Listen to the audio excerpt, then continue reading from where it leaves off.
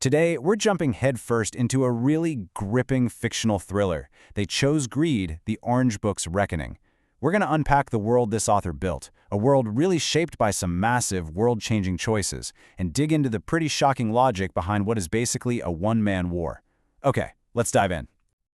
The story doesn't waste any time. Right from the jump, it hits you with this heavy accusation from the journalist character Matthew Adams. In this one sentence, this becomes the engine for the entire story. So, where is all this power coming from? Well, the whole story revolves around this one mysterious object, something that holds all the cards in a world where, frankly, everything is for sale. This is the what we're talking about, the secret of the Orange Book. Now, right away, the Orange Book is not what you think it is. We're not talking about some dusty old leather-bound volume. No, this is a thoroughly modern weapon. It's a USB drive that plugs in and unleashes a powerful, autonomous AI. And what's on this drive? What does the AI have? Oh, just the deepest, darkest secrets of the most powerful people on the planet. I mean, we're talking about the kind of blackmail that ends careers, truth leaks that could bring down entire governments, and psychological profiles so detailed they expose every single weakness. And the scale of this thing, it's just staggering. This isn't about catching a few corrupt politicians. This weapon is aimed at over 200 of the world's absolute elite. We're talking top-tier politicians, CEOs and military generals, the people who run the world. Okay, and here's the part that just raises the stakes into the stratosphere. It has a dead man's switch. If the owner of the Orange Book gets taken out, the AI automatically uploads every last secret to the entire internet for everyone to see. Just imagine that. Total, global chaos. It basically makes the owner untouchable. A weapon like this is one thing, but it's useless without someone willing to pull the trigger. So, who is the man holding this leash? Let's talk about the story's mysterious main character, Agent Jabir. We aren't introduced to him with some long description. Nope, we meet him through his own words. And man, are they chilling? No one will touch me. He says it so calmly, like it's just a fact. And that gives you this terrifying sense that he's absolutely invincible. So what he's doing is seen in two completely different ways, right? For the global elite he's targeting, it's blackmail. It's terrorism, pure and simple. But from Jabir's point of view, it's survival. A last-ditch, desperate move to stop everything from collapsing. But here's the twist. Jabir wasn't always this rogue agent. He actually used to be one of them. He was recruited when he was young, trained to be an enforcer for the very system he's now trying to tear down.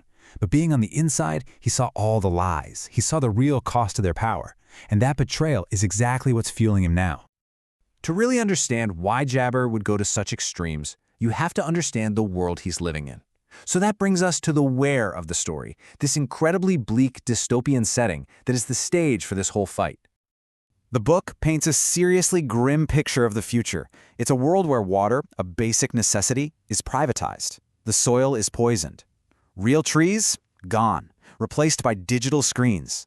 Natural sunlight is a thing of the past, simulated now with UV lamps. And the real kicker, as the journalist Adams points out, is that the people in charge have the nerve to call all of this progress.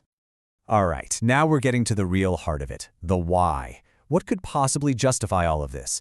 This is where the story reveals its most controversial idea, the shocking belief that is the foundation for Jabir's entire mission. So according to Agent Jabir's worldview in the book, this kind of greed isn't new. He draws this horrifying parallel to history. He claims that back in 1941, powerful groups could have stopped the Holocaust but chose not to because it would hurt their bottom line. And he argues that the exact same logic, profit over lives, is now being used on a global scale, pushing the entire planet toward environmental collapse. And he ties the past to his present with this one haunting line. See, for Jabir, it's not just repeating, it's rhyming. He believes the same pattern is playing out, but this time the target is the entire human race. So what's his solution? Well, there's no compromise. There's no middle ground. For him, the system is totally broken, beyond repair. You can't negotiate with a cancer, he says. You just have to cut it out.